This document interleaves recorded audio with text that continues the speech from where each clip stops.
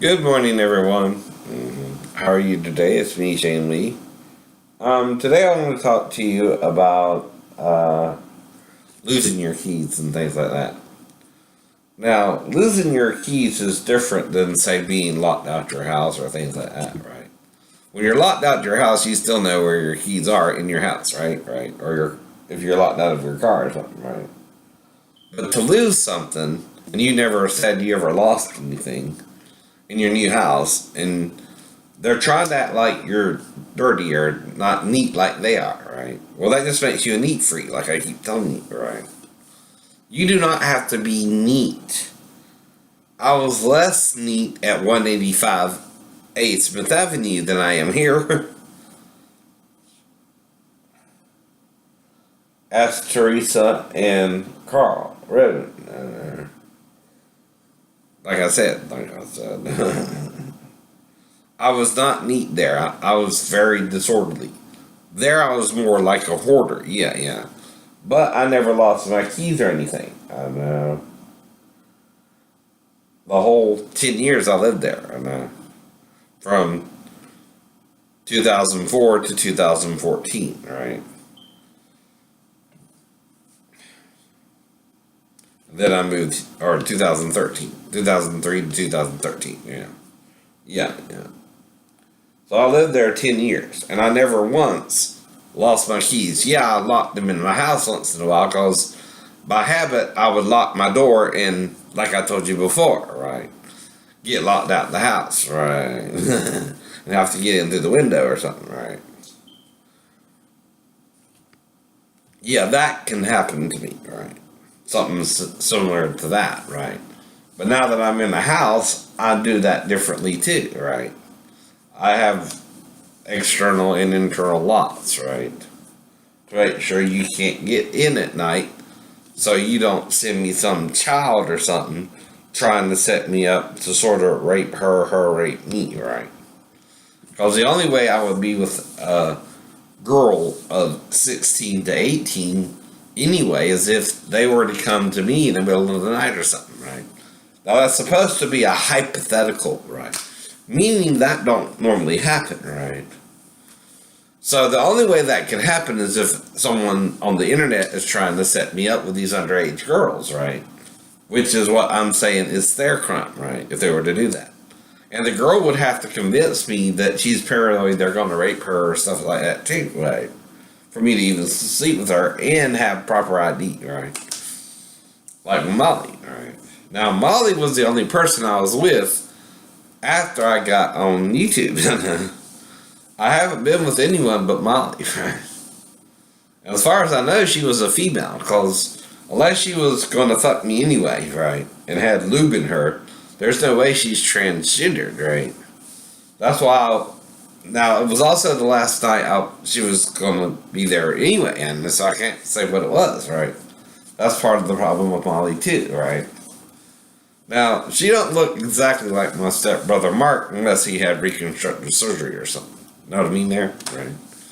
So I'm messing with you, Molly, and everyone about that, too, right? But because you're making me paranoid about it, right? Which when you're paranoid, you think strange thoughts anyway. You're sort of forced to, trying to figure out what the fuck's going on with you.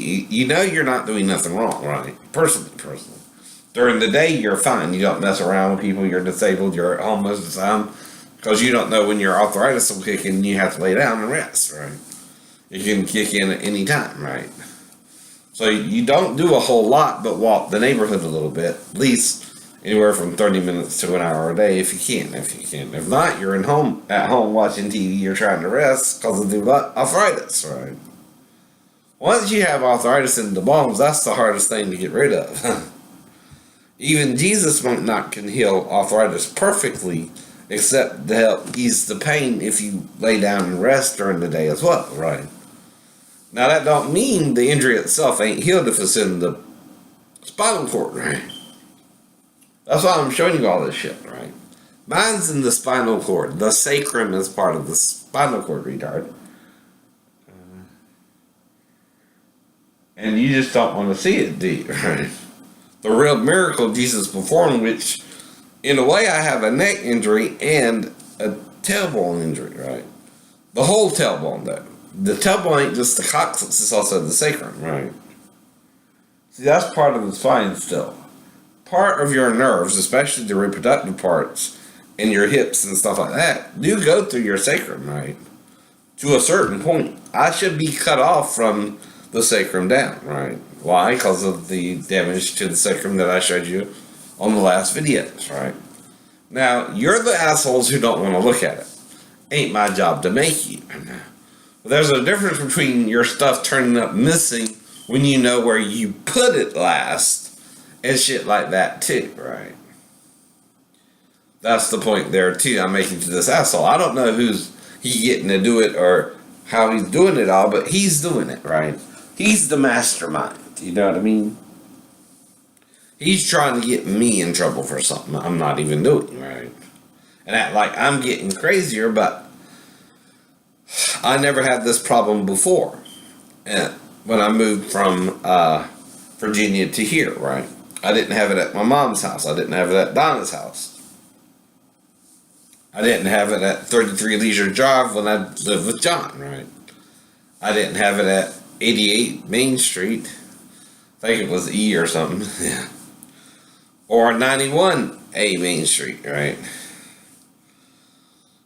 Nor 185A Main Street. I was at all those locations from the time I got out of the Navy until I got here, right? Which was 2014. That was 2013. That was about 18 years after I was discharged anyway. And I lived at each, the first four, my mom's, Donna's, Leisure, and the main streets, they were in the same trailer park, right? They were all within 8 years, right? And then the rest was at Leisure Drive, 185 A. Smith Avenue, and then here, and then here. I remember where all I lived, too. I know. I don't have a memory problem. If you can't tell, right? Now, short-term, long-term, mundane things, everyday things, something that happens briefly, yeah, I might forget that. Like you trying to insinuate my stepdaughter would come in there to me after she went to sleep with her mom, right? That's insane. That's insane.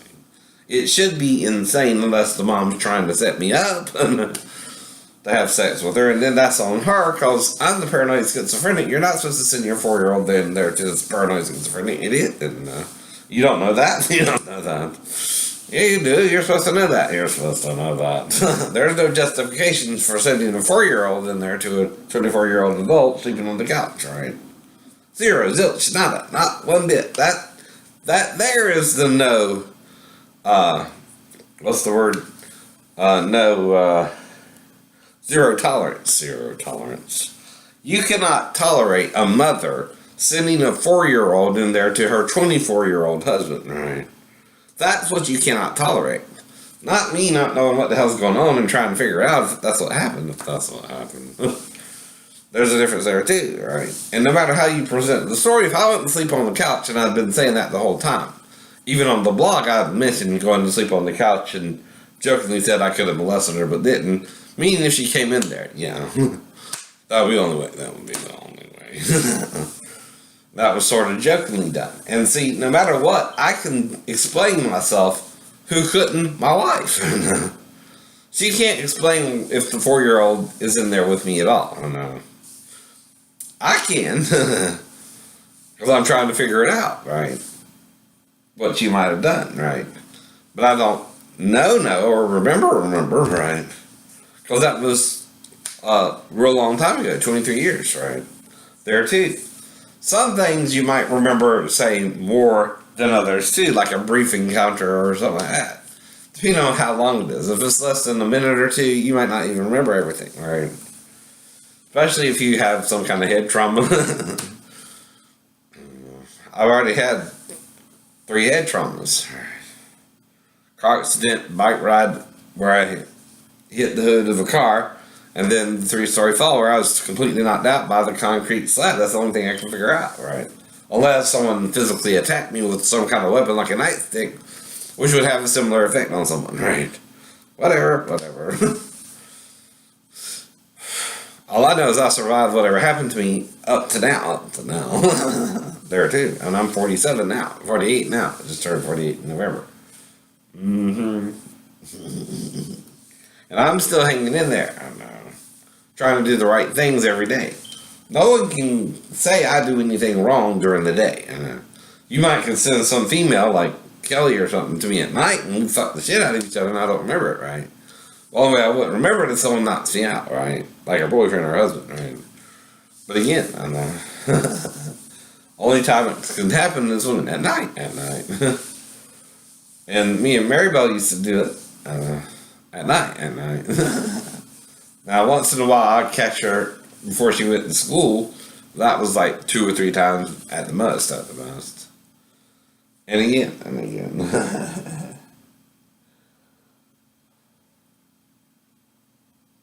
Now, maybe she was faithful to me. Maybe she wasn't. I can't say, right?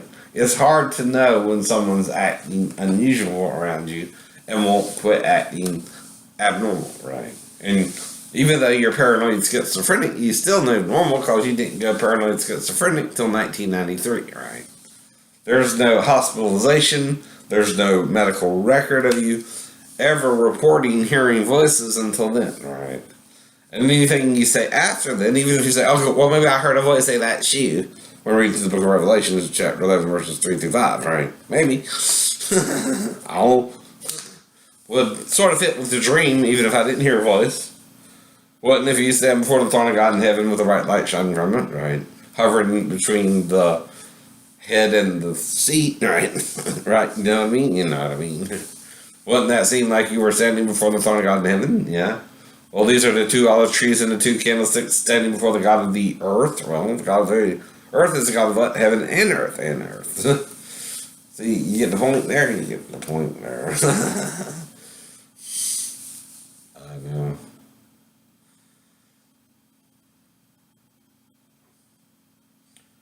But whatever you have to tell yourselves. And also, this idiot is acting like a sexually frustrated bully, right? Now, what a bully does, and I think this is why they do it, is they're embarrassed of their feelings for you. They might actually be in love with the person they're bullying and don't know how to approach them and tell them they love them. I know. You know what I mean? Right. Because they're afraid they don't feel the same back, right? That's what I think. And instead of being honest about their feelings, and it's also a fear of rejection, right? They fear they'll be rejected by you. Well, you're guaranteeing it, motherfucker, by treating me this way. Not that it matters to me because I'm not gay. I know. Only a female can be with me, right? Now, I don't put you down because you're gay, but you're putting me down because I'm straight. You know, we have a problem there. It doesn't matter if you're gay or straight. No one wants to be bullied that they're gay or straight, right? It's not your business, for one, for me to have to come out to you whether I'm gay or straight. You don't need to know that shit. I'm not dating you, motherfucker. And probably ever if you got that attitude, Toasty. But you're not going to make me change my feelings for you by treating me like shit either way. Some people might not mind that. Women definitely don't mind being treated like shit sometimes. Because I see it a lot. Or even being battered or shit like that, right? Now, you can't hit me unless we're going to fight. And I'll at least raise my guard even if you got a weapon I can't defeat, right? But I'll try my best to defeat you, right? But I know it'll take you at least 2 to 3 good swings before you actually hit me, or something will have to distract me, or someone might even have to grab me for you to hit me, right? But you ain't going to just hit me, motherfucker, right? No, you're not. And I'll still be fighting the best I can, right? I know me. You don't know me, but I know me.